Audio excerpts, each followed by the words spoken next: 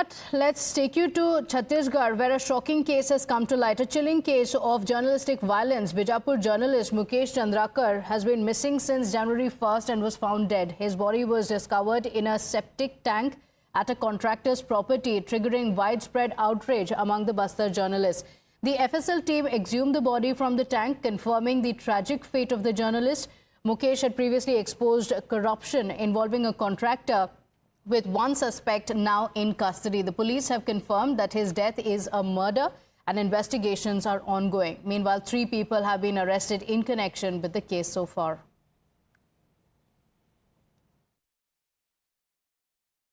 शाम से वो कहीं लापता है और सुबह उनको घर वालों को पता चला कि वो घर में नहीं है। 7:30 बजे से हमने लगातार उनको ढूंढने का प्रयास किया और जितने भी हमारे टेक्निकल और ह्यूमन एंड से हमने उनको ढूंढने का प्रयास किया। और आज शाम करीब 5 बजे हमने जब ये जो टैंक था उसको तोड़ा तो उसमें से उनकी एक हमें शव बरामद हुआ, जिसकी अभी शिनाख्ती कार्यवाही चल रही है, जिसमें प्राइमरी फेस ये लग रहा है कि ये शव मुकेश चंद्राकर जी का है।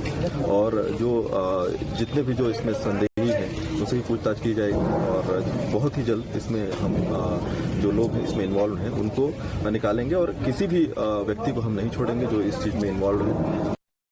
The Chhattisgarh Chief Minister Vishnu Deo Sai has strongly condemned the tragic murder of the journalist Mukesh Chandrakar, calling his death a huge loss to both journalism community and society. The Chief Minister has assured that his government would take strict action against those responsible for the crime, pledging severe punishment for the culprits. He vowed to ensure the arrest of the criminals at the earliest and extended his heartfelt prayers for the grieving family of Mukesh Chandrakar. We also have a reaction from the Deputy Chief Minister. Listen in. ये जो हत्या हुई है कांग्रेस के नेता सुरेश चंद्राकर के षड्यंत्र के माध्यम से, उसके बाद पुलिस ने त्वरित ही कार्यवाही करते हुए FIR भी दर्ज किया है।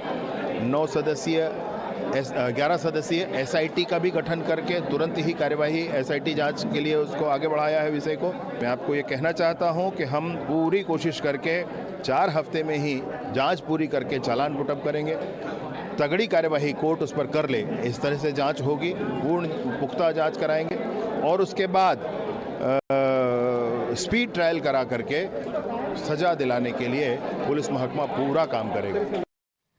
Now a war of words has also erupted between the Congress and the BJP over the murder of the journalist in Chhattisgarh. The Congress party has accused the BJP of fostering a jungle raj in the state, claiming that Mukesh was killed by a contractor whose corruption had been exposed.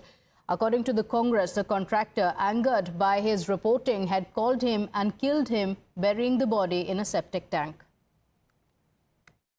बिल्कुल दुखद घटना है, क्योंकि मुकेश चंद्राकर बहुत ही युवा, ऊर्जावान और सक्रिय पत्रकार रहा और हम लोग साथ भी, मेरे साथ भी बहुत अच्छा संबंध था। रही बात संबंध, वो ठेकेदार है और एक उद्यमी है, सामाजिक कार्यकर्ता है, ना कि हमारा कांग्रेस का कोई पदाधिकारी है। साथ ही अपने ठेकेदारी में शायद किसी मामले को लेकर ये घटना घटी है, लेकिन अगर संबंध वाली बात कहा जाए तो मैं बस्तर का 5 साल सांसद रहा हूँ, 2 बार विधायक रहा हूँ, तो स्वाभाविक सा है बस्तर क्षेत्र के हर जनता के साथ हमारा कहीं न कहीं संबंध है। All right, with that we're slipping into a short break here. We'll be right back. Do stay with us.